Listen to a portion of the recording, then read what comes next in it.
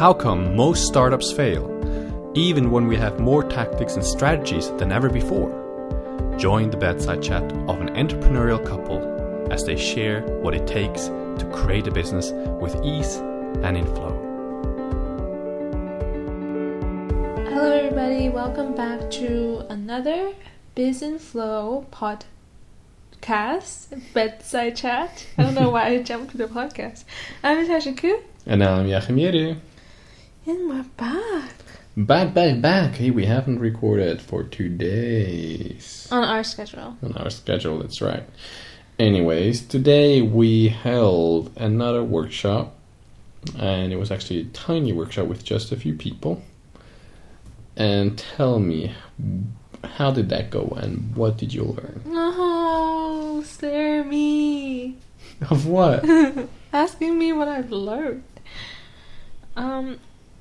I was really happy about it because even though there were a few people there, it was exactly what we needed because, a few episodes ago we may have heard that we are moving the direction from just, solopreneurship and helping people start a business to really helping anyone who might be in corporate, who might, be feeling like they're stuck in their jobs and trying to connect them to something that just feels natural to them. Their gift, their passion, their purpose, meaning in life. So today, the workshop was all about purpose and meaning. And the people who were there literally were people who we would love to work with because they have done so many things in their life. They have achieved so much. But at the same time, no matter how many years they went traveling or backpacking, where they find themselves right now is kind of still searching. Still searching for that something and still wishing to wake up to feel motivated, inspired, and excited and alive. So it brought to me just a really beautiful confirmation, that we are on the right track. Every time we pivot, we actually get the feedback that there is literally people out there who are either struggling with it or are needing what we have to offer. And that's really amazing to see. And today I absolutely loved how we worked together. And I was loving how you showed up because it felt to me like you were really in flow, in your power, and you were sharing from that place. And the people seemed really touched from how you showed up and how you co-facilitated the workshop. So I really like to see that, and I want to see it more often. I don't know exactly what I did. I was just following my truth, whatever that meant in the moment. Just say whatever came to me. Yep. Not trying to be anything, not trying to prove anything, just sharing. Exactly. There was no insecurities, and when there's no insecurities, you naturally are doing what's, right in the moment, and you seem to just be very in tune. It's strange though, because I wonder what happened today that makes it different than the other days. For me, I just keep following that same feeling. But I gotta say, because there were so few people there today, it felt not more intimate, but I just felt like, okay, let's just start with a beautiful connection and go from there. And I think that's always the case, is you have to connect to the room, you have to connect to the audience. Whether it's just a few people or whether it's many people, I don't think it matters that much. Is there anything about the goals that the people had, Because you asked, well, if you had this magic wand, how would your life change? And how would your life be different? If you had a miracle occur in your life. Exactly. Yes. And so what did you think of people's wishes and what they thought to be the ideal life or world? Well, I didn't really think too much about what their response was, to be honest. It just was more kind of a way of seeing of what they are looking for. Because most of the time when we're looking for purpose, for fulfillment, for happiness, we are searching outside of ourselves. And we're also very much concerned and to a certain degree obsessed with being in that place and that state where we feel motivated and fulfilled and purposeful and all of that. And we don't realize that actually the natural way of the human experience is that we fluctuate, and there's moments of deep peace, there's moments of deep fulfillment and love and all of that, and there's moments of less fulfillment and of less, peace, and that's all part of the experience. And if we are obsessed with trying to chase that, we're actually going further away from having it. So, but in a way that people are looking for a feeling. They are looking for a feeling, that's right. That's why I checked with them what they're looking for. And what they're looking for ultimately is a feeling. But you just said that you can't control feelings. Absolutely. So stop looking for a feeling. And also not to look on the outside either. Yeah. So there's no looking at all, that's what you're trying to say? Yeah, there's things you can do and all of that, but it's not about, I wake up and I don't feel motivated or I don't feel fulfilled, therefore I must be looking for it and I am missing it and there's something broken with me and all of that.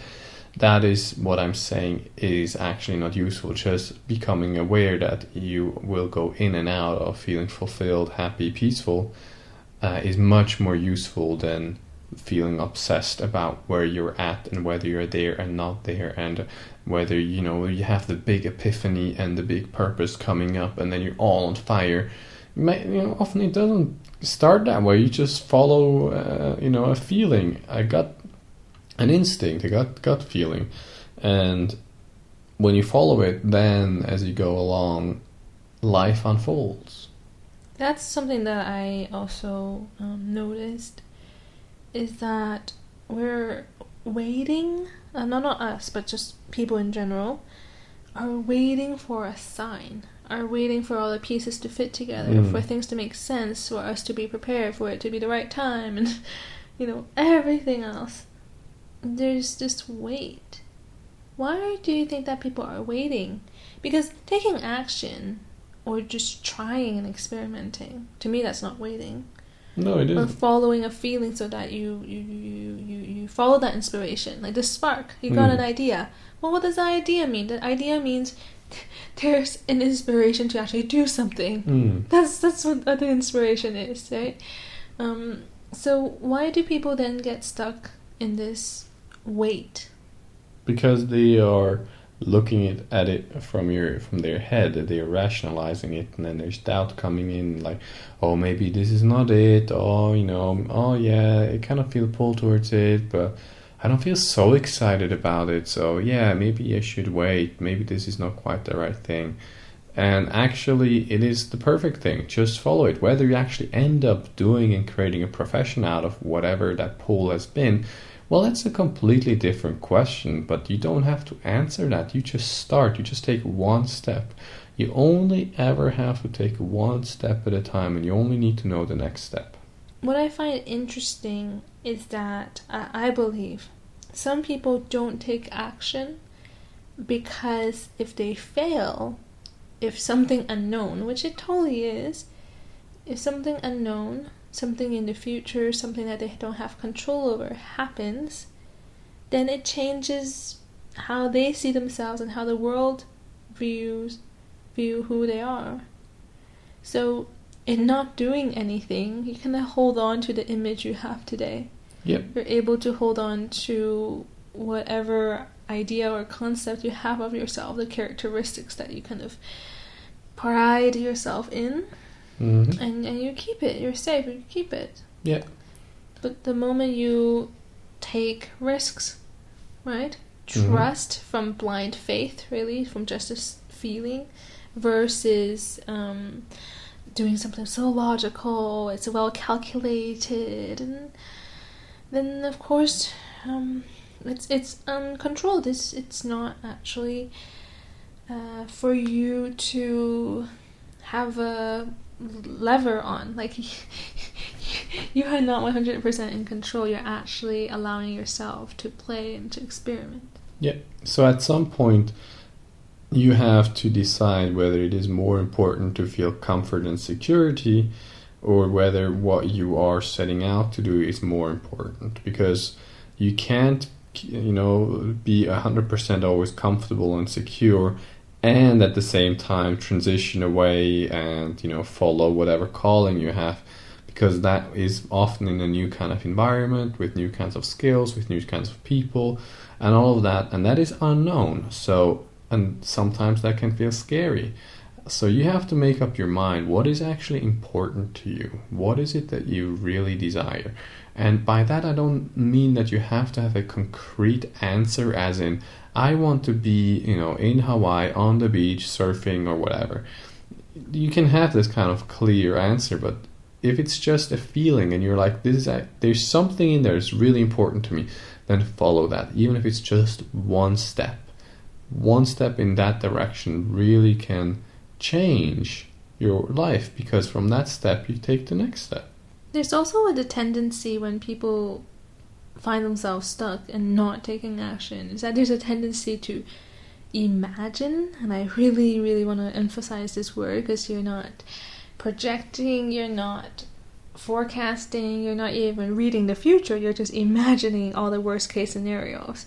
So you're already imagining all the things that could go wrong. Mm-hmm. You're trying to prepare for them in the most overwhelming and, for me, useless way. Because if a bad situation actually happens, well, first of all, you should do the due diligence, right? Don't just, that's the thing, if you can't swim, don't dive into the ocean, with waves, and just start with a kiddie pool, also, have your head on straight, right? We're not telling you to blindly go ahead and put yourself in the worst case scenario just so you can have an experience. We're saying, actually, don't be paralyzed. But one thing that I do notice people tend to do is that they already imagine the worst case scenario when they're not even in that situation. Mm-hmm. So you're putting in 90% of your energy trying to resolve things that don't even exist, right? And that's a funny part, because you haven't even started, so what are you even imagining? Something that's not real. Absolutely. And it also goes in the direction of imagining how everything's going to be perfect and all great and all of that. And first of all, when you're imagining that, one thing that can happen is that you're actually not taking action, because you already see yourself there in your brain. It's like, oh great, you already got it, everything. So, what's the big thing? Just do whatever, you don't need to go there. And the other thing is that it becomes kind of this false prophecy where you feel like, oh yes, when I'm there, everything will be perfect and all of my problems will be gone and all of that. And it just simply isn't the case. When you get where you want to go, there will be new challenges, there will be new things that you might feel, a bit more difficult, or all of that.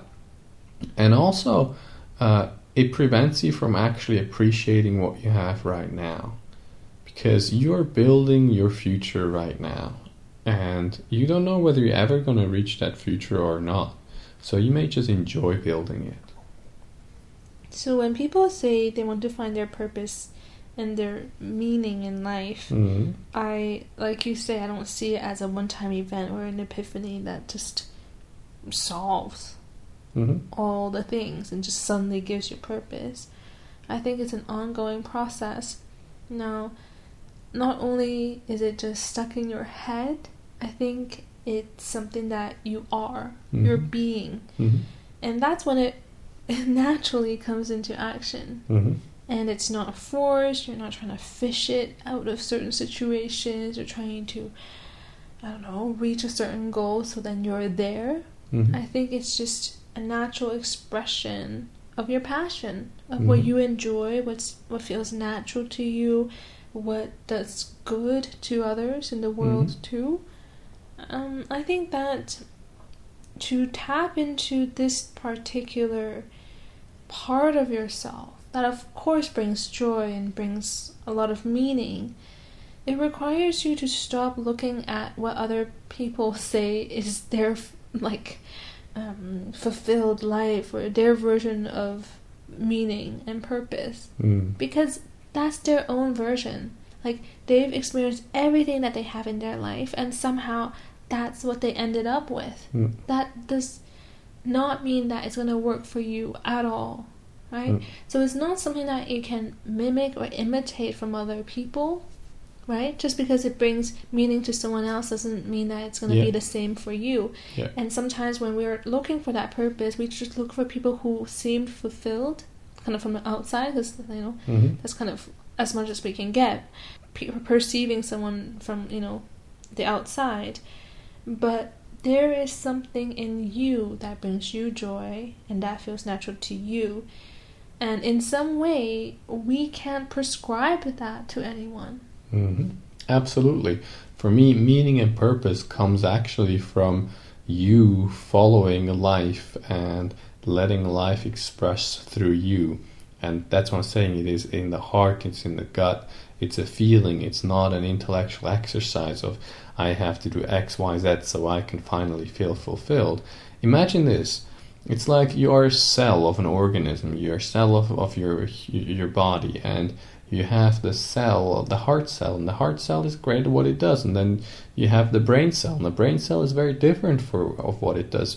And it's like saying, you know, you naturally find your way when you just allow yourself to follow that kind of gut feeling, and you stop kind of intellectualizing it, whether it's the right thing to do or whether it's the wrong thing to do, but rather just follow that pull. Because when you're connected to life, then the feeling of fulfillment and aliveness and all of that just is there. That's also something that we mentioned at the workshop too, isn't it? Is that when we tap into that purpose or meaning, that truth might not come in the form of, you know, what we believe to be true, so like statements or philosophies or ideas or well-studied whatever thesis, you know, out there that like has been proven to be true. What if truth or your passion or purpose comes from your own truth, but that needs to be felt by you versus understood, or you get it, you know, from your head. Exactly. What if it's not something to understand or to get, but some feeling within you that you must just follow? And I know that for many people this is a bit scary, and I went through this 100%, right? Because I was overcome by how powerful, how impactful my natural ability to heal people, to connect with people is. And I didn't get it. So for the longest time, I resisted it because I thought it didn't make any sense. But I felt something, and that kind of just pulled me to work with my friends at the beginning in healing, and then even more people, and then to find my own style and to trust what I hear, what I see, what I feel. And then of course the impact came. You know, the change in the other people and the value that I brought came. But I was following a feeling, and in no way could I even articulate to you what it was that I was doing or why I even felt compelled to do that, or to switch my career completely. You know, I had something good going on, but I just felt like I had to. So that's the thing. Sometimes what we're explaining here, and that's why we don't just go to tactics and strategies, is because as great certain modules or logical steps and this and that are, in certain situations, finding your purpose or tapping into the meaning, and especially living that, sometimes it's difficult to say logically, other than we feel it. But that's so powerful in itself, to know that you don't need to get it. You know, your mind doesn't need to be on board, or for things to be logical and make sense, or like the risks are calculated and everything, you know, fits in the way that usually we want our life to run, right? Yeah. Stop looking for the intellect giving you safety. Anyways, this is time to summarize what we have discussed today so we can wrap it up. You wrap it up, Jachym. We talked about our workshop, how it went this time, how different it was. We talked about purpose and meaning and how it's actually not an intellectual exercise, nor it is found in the mind. It is actually a feeling. It is about for you to discover it and follow those kind of intuitions and gut feelings rather than having a clear plan. And also the traps of, thinking how your purpose or whatever is going to solve all your problems. And also the whole thing about imagining how, everything is going to go wrong and that kind of paralyzing you. So I think those were the kind of the major points. Just that, there's only one thing really keeping you stuck and stopping you from taking action, and that's just trying to figure it all out in your head. Trying to prepare yourself within your head, not in real life. Trying to figure it all out, trying to wait for things to be the right time and for you to be ready. It just doesn't work like that. No one waits for you. That's right. You're just waiting. So, go take action, whatever it is, however silly it may seem. Go take action in the direction that you feel pulled towards. And we're going to go to bed, so good night. Oh, Jachym. Let me legit wrap it up, okay? Fine. If any of you are listening and you're like, yeah, I think I have just a feeling, I definitely don't get it, or maybe you do get it, I don't know. But if you're feeling like, okay, but that's all I've got, like I don't know how to bring it into action, I don't know how to make it even my living, if that's what you pursue, then please feel free to contact us, and we'd be more than happy to help you along and to help you get the clarity that you need. Because I don't want to say there's nothing worse than being stuck with a feeling, but I know how stifling and annoying and frustrating it can be to know that there's something more that you want, but you just don't know how to live it out. You don't know how to express that, how to find a way so that you can live your full potential. So if you're kind of in that space, then we would love to offer you a free call with us. So just head over to bizinflow.com, and then from there you can contact us and we'll have a beautiful conversation. So that's it for tonight, and I hope that you got your little feeling out of this, and we're so excited to hear what all of you are up to, so please share with us. Until tomorrow, and goodbye. Good night.